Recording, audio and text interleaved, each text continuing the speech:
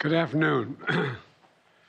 We're here today with the mayors of Phoenix and San Antonio and senior members of my administration to talk about the existential threat of climate change. And it is a threat.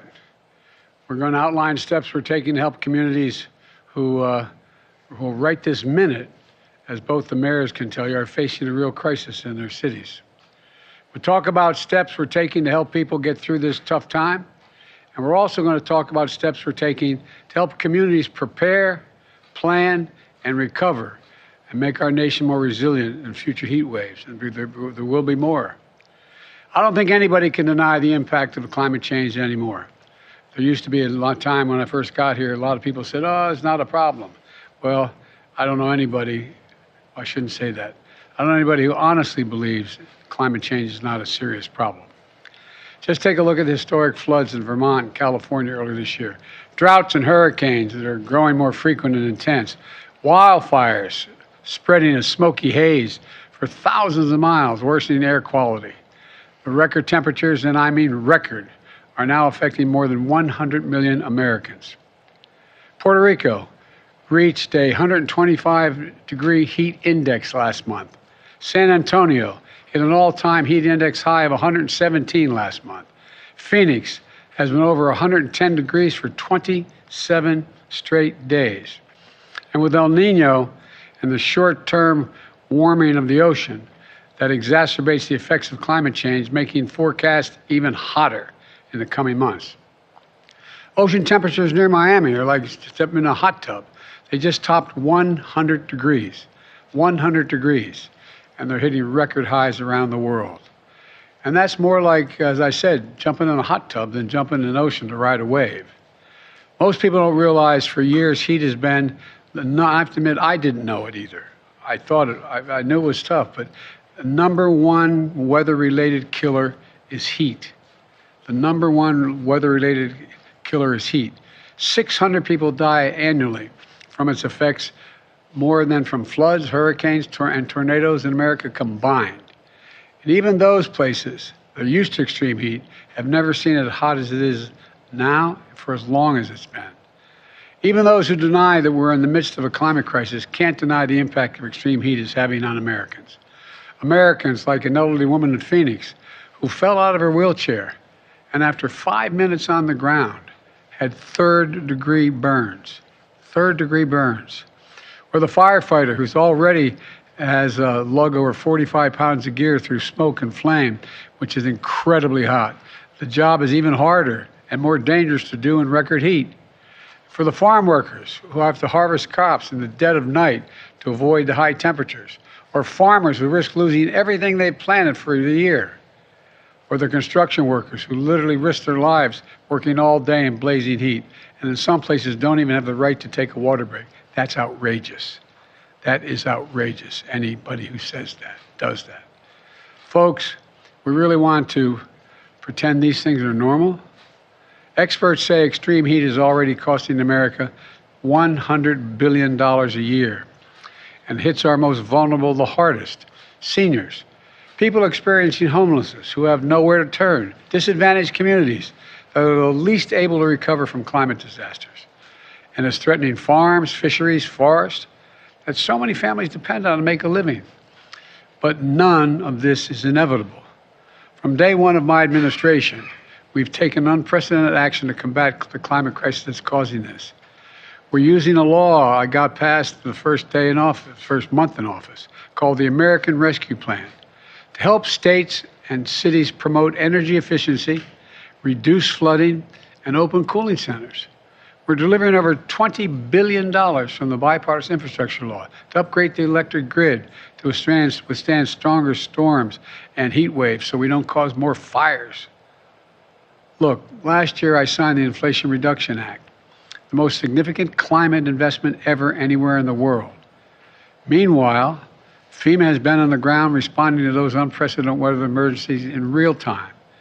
And I've traveled an awful lot in that helicopter with you all across the country.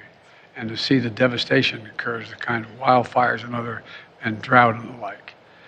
We've launched a place you can go, heat.gov. Go online, heat.gov, to share life-saving information that you may need to know about. Last year, my Department of Labor created the first ever national program to protect workers from heat stress. Since then, we've conducted 2,600 heat-related inspections at workplaces nationwide to protect the health and safety of the workers on the job, so they're being taken care of. Today, I'm announcing additional steps to help states and cities deal with the consequences of extreme heat. First, I've asked Acting Labor Secretary Julie Su to issue a heat hazard alert. It clarifies that workers have federal heat-related protections.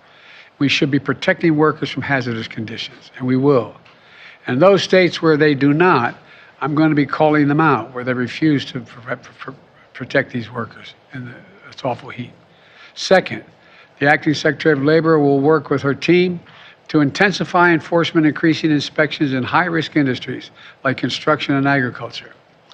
This work builds on the national standards the Labor Department is already developing for workforce and workplace heat safety rules.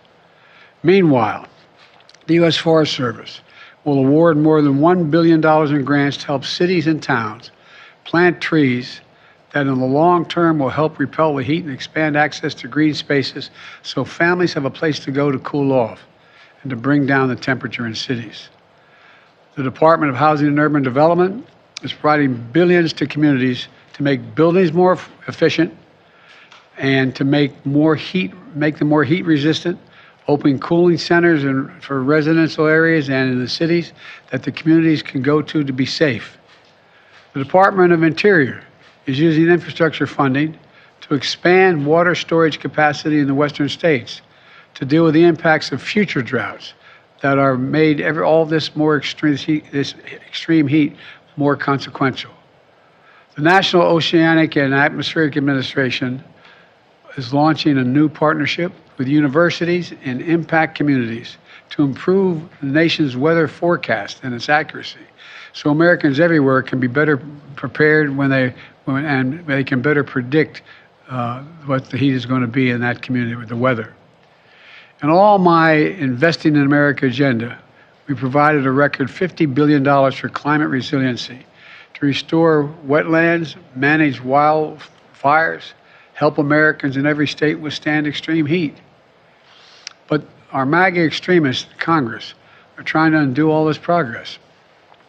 Not a single one of them, not a single Republican voted for the Inflation Reduction Act, which had all this money in it for climate, which provides funding to combat climate change.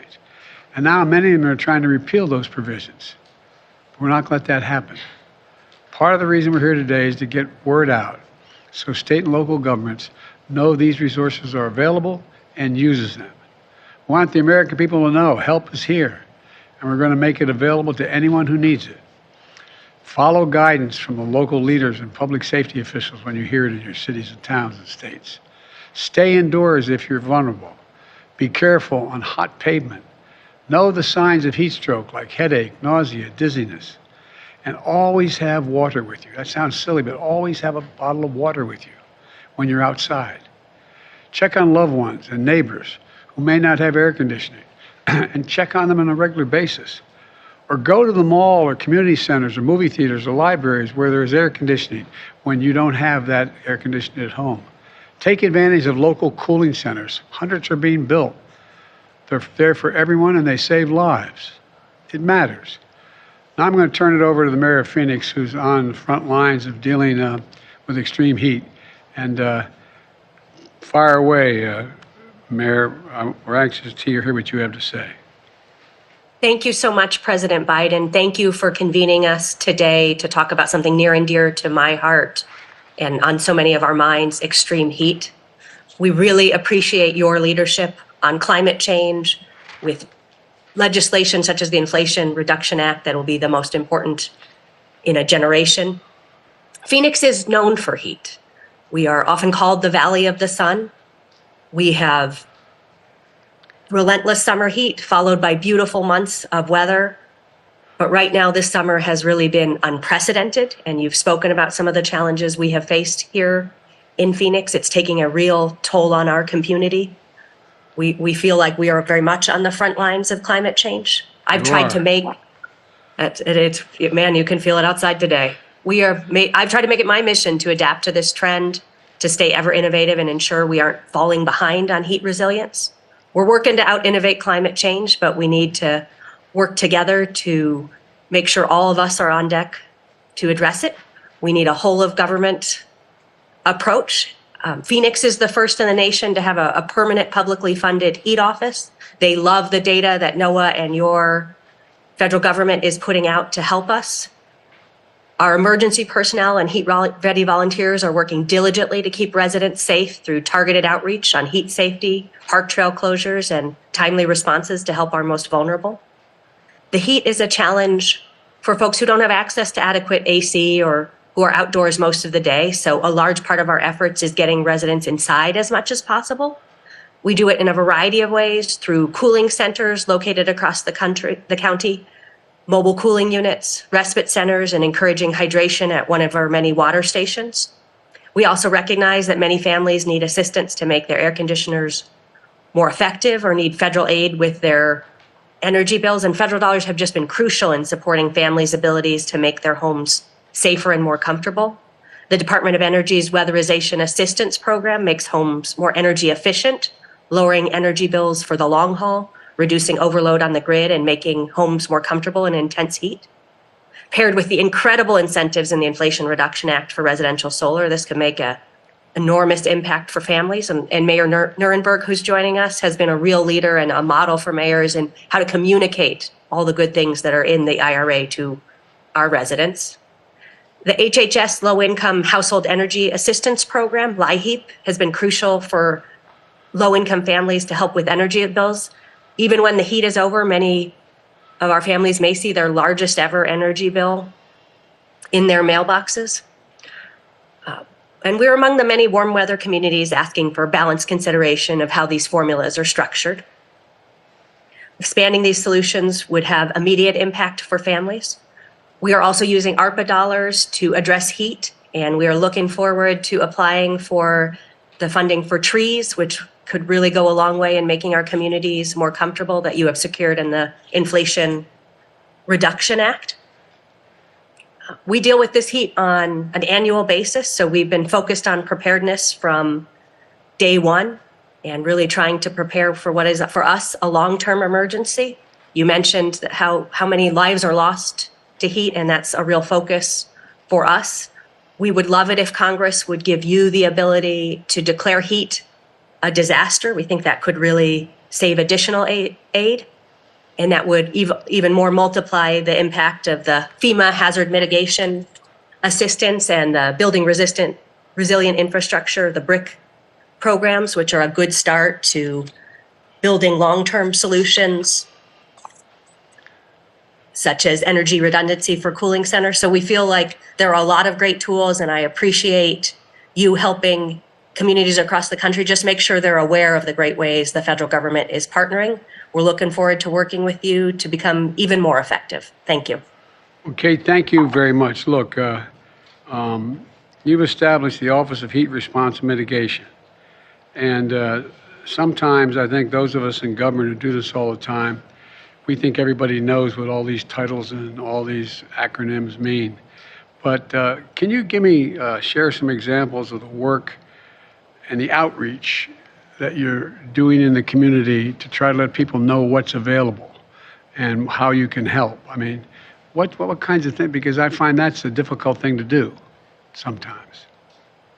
Absolutely. We're getting better every year, and we learn every year. We are trying to get out and share maps of where all the cooling centers are, to deliver cooling kits. You mentioned checking on loved ones. We have a formal program called Cool Collars at the City of Phoenix, where you can register your family members, or if you know you might need a check during the heat of the summer. And we would love for more people to sign up to be checked on. The volunteers have been amazing. We've had thousands of engagement, and just having that permanent office has given us a place for people to go, both with ideas and when they want to volunteer. And we've been able to use some of your federal programs, including trying to find new ways to build housing indoors so that our construction workers are safer. So we appreciate the partnership. It's made our heat office more effective.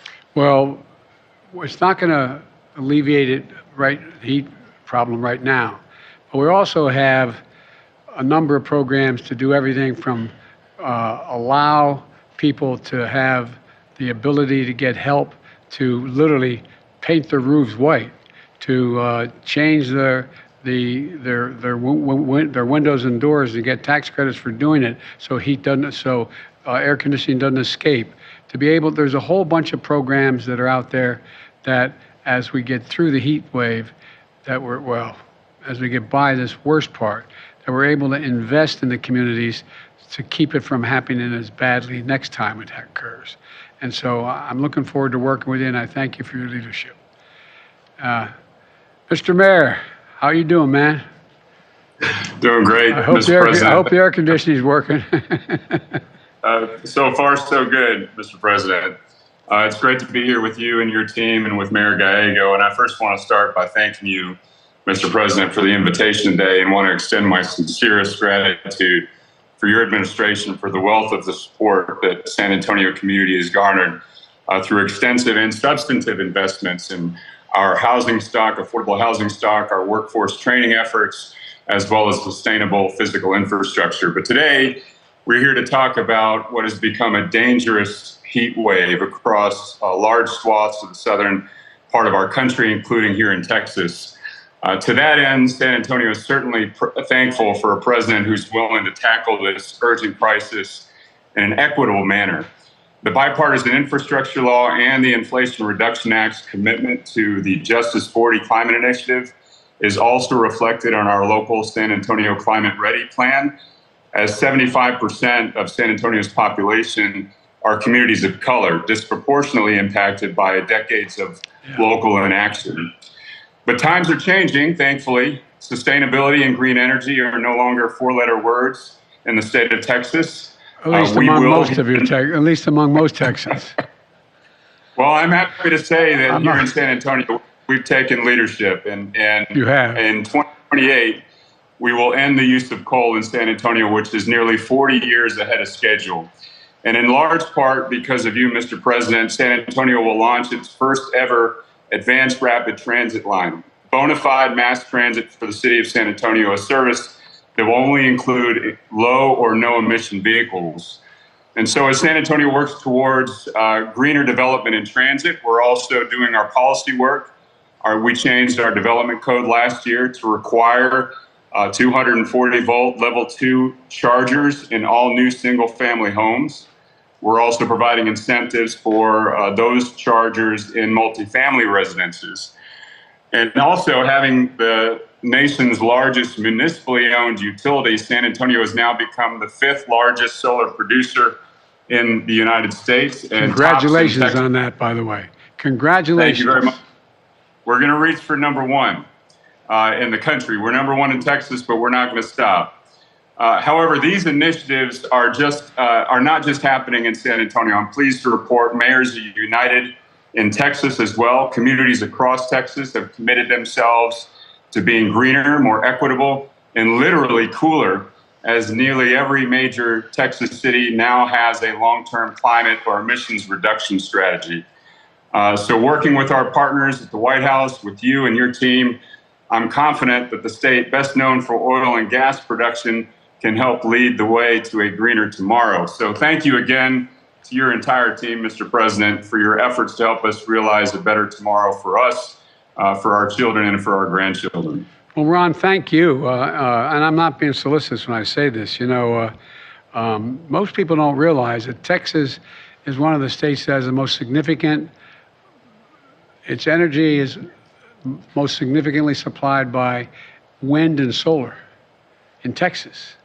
And I know there's some in your state that want to turn that around, but it's working and it's moving in a big way, and it's cheaper. It's cheaper. And it's saved our necks in this heat wave too, by the way. Well, I think so, for real. I mean, look, most people grew up in families like I did, where you just got to worry about one day to the next and get enough food on the table. I mean, not poor, but, you know, just taking care of the business, making sure your kids are okay. But the change that's taking place in Texas as it relates to dealing with the generation of energy is really magnificent. I mean, it's really incredible, and I'm sure that anyway, I shouldn't get into all that, but the fact is, you know, while your long-term plans take shape, what are you doing in the near term to protect your residents from the heat wave? Well, I certainly appreciate that question and very much appreciate the actions that you're taking today, Mr. President, through the Department of Labor. As you know, Texas cities are in a battle with the state for local control, but we're going to do everything possible to protect our most vulnerable workers, especially those outdoor workers, for basic things like being able to access water breaks. San Antonio also is the first, taking a page from Mayor Gallego's book, we're the first major city in Texas to pilot a citywide cool pavement initiative. I'm also pleased to report that next week, City Council will vote to allocate an additional $4 million for tree planting, for mitigating our urban heat island effect, and for the most immediate needs right now during this heat island, or during this heat wave. We have 80 cooling centers located all around the city, pools, splash pads, libraries, etc. And we're offering free transportation to any resident who needs to get located into one of those indoor cooling centers. And for our homeless population, we are conducting extensive outreach to make sure that we can get them into cool places and nobody's out there in the elements. Well, thank you. And look, don't hesitate to call us direct, for real. I mean, there's so much, no, I really mean it. There's so much out there that we can do. And we've funded an awful lot of this. For example, the idea that you can't have mandatory water breaks when you're working on a construction. Hell, when I played football, if you had a coach who during the summer practice didn't provide water, you know, on a regular basis, he got in trouble, got fired. I mean, what are we doing here? What's going on with some of this stuff? Both of you are totally different place, but people just need to know where to go and what to do. And we're going to provide a lot of help across the board. And I'm looking forward to working with both of you. For example, we should, in the international effort, we've got a commitment to, you know, plant 1 billion trees over the next several years worldwide. I mean, there's a reason why. Anyway, you guys get it. And but we got to get through this crisis in the near term, and we got to keep people safe. And I really appreciate, because look, I think talking to you both, people make judgments about whether you have a heart or not, whether you really are, whether it's just rote you're telling them, or you care. I mean this sincerely. You guys know this. Well, you both care, and it comes across. And so people are more inclined to say, okay, I'll take a chance on maybe going to that center, or maybe I'll take a chance on doing A, B, C, or D. People are reluctant. And what you're both doing substantively, what we're going to be able to help you do more substantively, but what you're doing and the way you're doing it, I really admire you for doing it. I really mean it. So thank you, thank you, thank you. Appreciate it. And I want to thank my team for the work they're doing, too, to combat extreme heat and other historic weather emergencies we're seeing all across the country. We are making progress, but as we heard today, we have a lot more work to do. I look forward to working with not just these two wonderful mayors, but officials all across on the front lines, and local officials. Local officials are where the rubber meets the road, no pun intended. It really matters. We're committed to getting you what you need to keep your community safe, because no one knows what you need more for your communities than you guys. And so thank you, thank you, thank you. And I mean it. Don't hesitate to contact any of the departments standing behind me. We have some of the funds. We're working. We're going to get more. And I think we can make a difference. So thank you both. And as my mother would say, God love you. Thanks. See you all.